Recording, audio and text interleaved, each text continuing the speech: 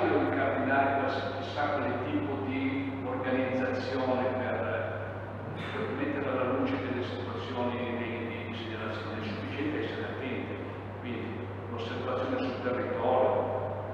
Personalmente sono state fatte anche delle segnalazioni anonime di persone, cioè non anonime, da persone che hanno chiesto di rimanere anonime perché per il timore che quella di ritorsione, se questo poteva poi emergere.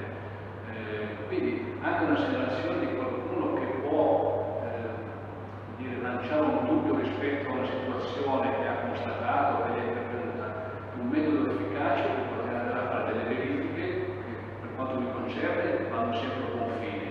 Per di più hanno l'ulteriore vantaggio di non far perdere tempo per andare a cercare qualcuno che può essere più interessante.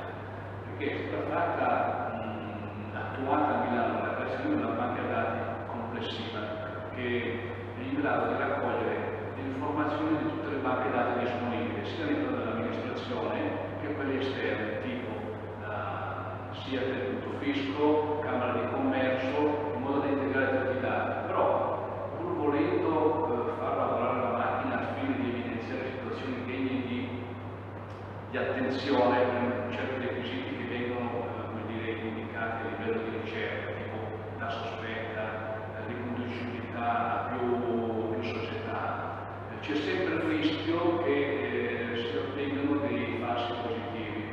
Per cui personalmente ho fatto delle verifiche e ho constatato che in certi casi che vengono portati in evidenza l'atto pratico non avevano motivo di risultare sospetti. Solo in pochi casi è emerso questo sistema automatizzato di poter ottenere delle indicazioni che a seguito di ulteriore sviluppo hanno portato a qualche dato di utilità.